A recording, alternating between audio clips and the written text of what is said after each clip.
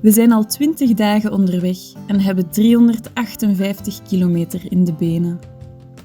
Tussen Gent en Antwerpen voelt de bron van de Schelde ver weg. Onderweg hebben honderden mensen elkaar ontmoet en elkaar geïnspireerd om zich in te zetten voor de Schelde. Het ideaal van een drinkbare Schelde leeft volop. In het estuarium van de Schelde, een van de grootste van Europa, is het getij voelbaar. Hier voegt het zoute water zich iedere dag weer met zoet water en ontstaat een uniek ecosysteem.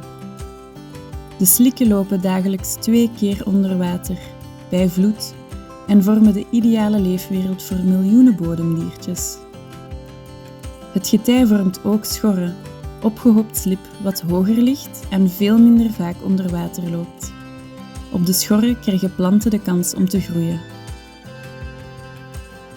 Antwerpen is de grootste stad langs de Schelde. De Antwerpenaren weten als geen ander hoe belangrijk hun rivier is.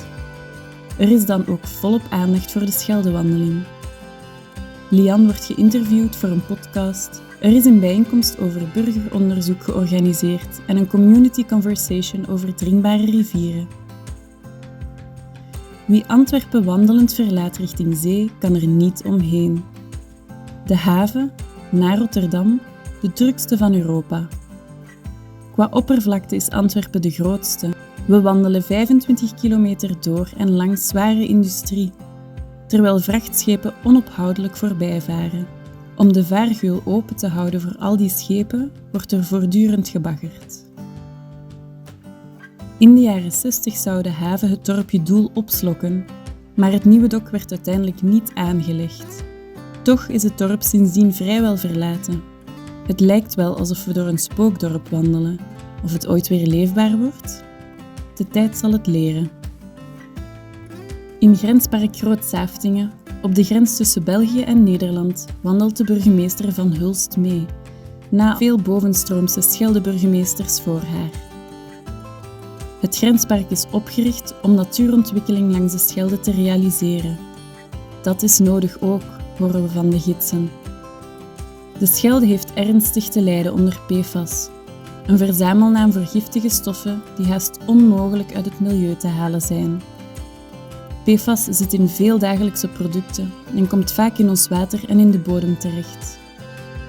Terwijl de zee in zicht komt en het water steeds zouter wordt, blijft de industrie onze aandacht opeisen. Heroes, Dow Chemicals, Cargill, 3M. Langs de Schelde wordt kunstmest gemaakt en afval verbrand. As van verbrand afval vol PFAS en andere gifstoffen vliegt zomaar in de lucht. De vervuiling is groot, zowel de zichtbare als de onzichtbare chemische vervuiling. Mensen, dieren en onze rivier lijden eronder. Dus het wordt hoog tijd dat bedrijven hun verantwoordelijkheid nemen. Ook zij kunnen uiteindelijk niet zonder het zoete water van een gezonde Schelde. Op de laatste dag steken we de Schelde over, per boot van Breskens naar Vlissingen. Onderweg zien we zeehonden. In Vlissingen ontmoeten we Jan, die de noordelijke oever van de Schelde heeft gevolgd vanaf Antwerpen. Hoe is het hem vergaan en welke inzichten heeft hij opgedaan? Na 523 kilometer is Vlissingen het eindpunt van onze reis. De Schelde stroomt in de zee en blijft voor altijd in de harten van de wandelaars. Meer weten over wat jij kunt doen voor een drinkbare Schelde? schelde.drinkablерivers.org. Meld je aan voor de Drinkable Rivers nieuwsbrief en blijf op de hoogte.